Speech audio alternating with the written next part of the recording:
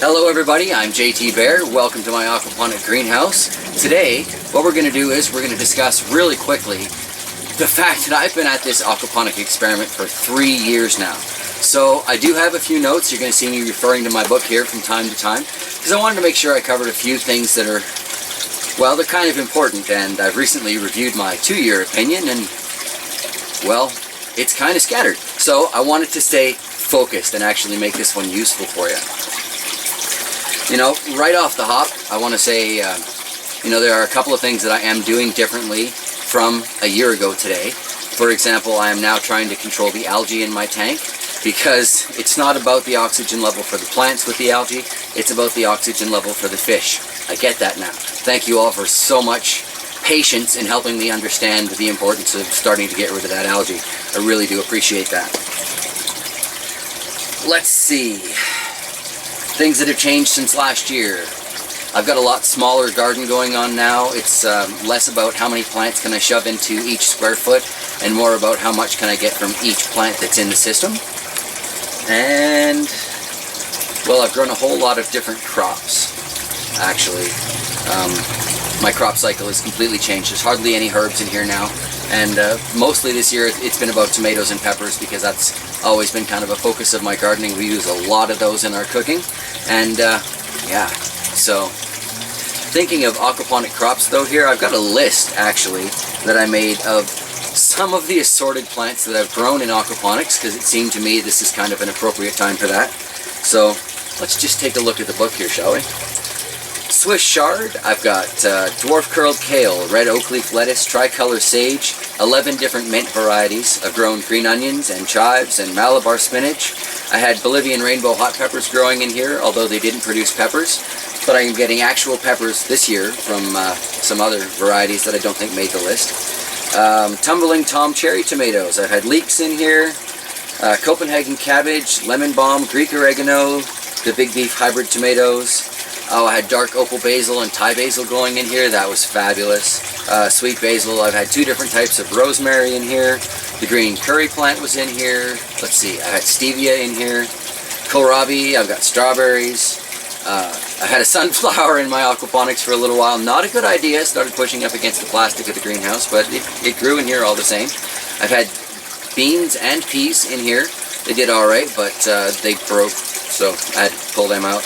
And I've had parsley in here, and I'm sure there's other stuff that I didn't remember for the list there, but either way, I've grown a wide variety of crops in aquaponics over the last 3 years, and really, it's my opinion on that one that you can grow any fruit or vegetable crop in an aquaponics system, but you may need to change its flow rate or the amount of fish that it has to keep it happy.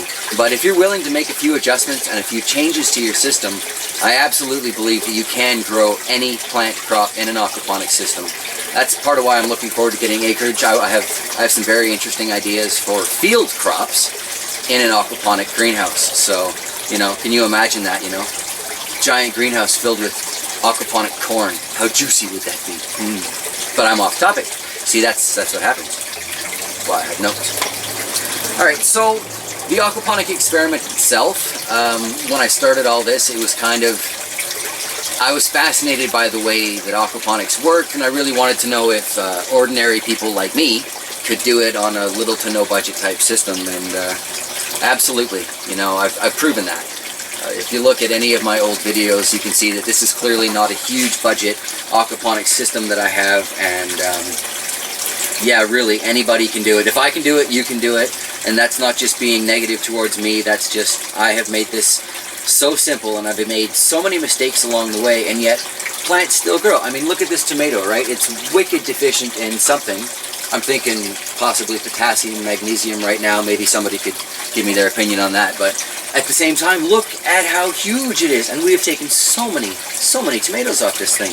Like, it's all due to aquaponics, because I tell you, the tomatoes in the gnome garden are productive, but not this productive. So, you know, one of the other questions I wanted to solve with the aquaponic experiment, or I should say answer with the aquaponic experiment, is, you know, does aquaponics have a future? And I'll tell you, aquaponics is the future. The ability to grow fish and plants in the same square footage, like really, can you imagine an aquaponic high-rise? Imagine the potential. Or industrial zones in huge cities that are like wasted land right now because it's so polluted you can't grow anything in the soil, you shouldn't even really touch the soil.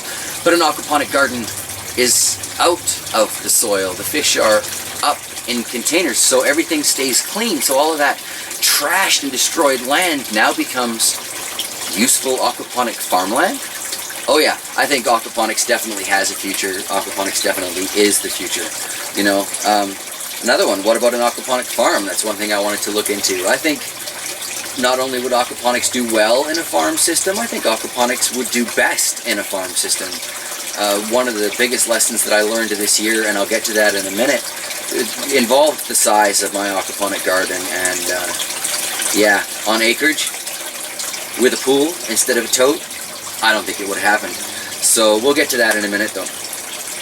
You know, biggest lessons this year, well, what are the most important or interesting things that happened this year in my aquaponic garden? Well, I would say I actually successfully spawned some goldfish. That was really quite cool. Granted, only one of those is still alive today, but it's doing quite well. I'll do an update on the Highlander there probably in the next few weeks. And let's see what else. Other interesting and important lessons this year. Oh, this year I learned Epsom salt isn't really a salt, and it is in fact kind of essential to an aquaponic garden as far as that magnesium that I was talking about earlier that I think may be my problem here. Water quality is wicked important, you know, and the levels of nutrients in that water, obviously, as any hydroponic gardener will tell you, is terribly important to the quality of the produce you're going to grow. But that gets me back now to the hardest lesson that I learned this year is about water quality. I've been really flying by the seat of my pants, haven't been testing my water for nutrients or anything, not even pH really. And unfortunately it did cost me those 4 ornamental koi that I bought. It's sad that they are no longer with us, but I have learned a very valuable lesson about that, and I have added another 50 gallons of water to that system to, well, help mitigate any changes into the environment for them. So at least it'll take a lot longer and I'll have a better chance to notice. And hopefully my water test kit will arrive soon. Let's see. Other questions. I also set out to find out whether or not aquaponics can be done affordably. You know, it looks like it's such an expensive thing to get involved in.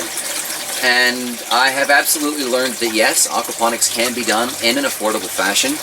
It's way better and more productive when you put the science behind it, like I was just saying about the water quality, and it's better on the fish when you're using larger reservoirs and larger ponds and things like that. So, I mean, it's better when it's bigger and you spend more money, absolutely. But it can still be done on a budget. When I started my aquaponic gardening, I didn't even have a pump. I'm going to do a recreation video for my very first aquaponic garden, but literally I took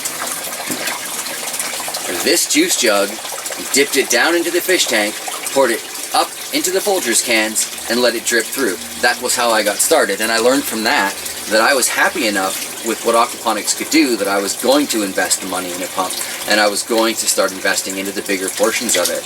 And if that's what you're waiting for, is a pump, you know, check out that upcoming video. It's going to solve your pump problem for you.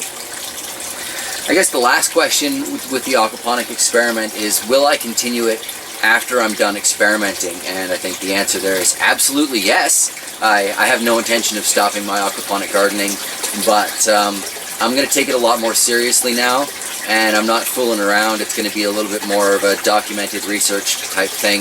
I'm going to start monitoring my water quality and doing all of those things, and I am going to be upgrading my greenhouse as soon as, you know, the money allows. And what can I say? It's been a fantastic couple years in this greenhouse, and there was about a year before I started on YouTube.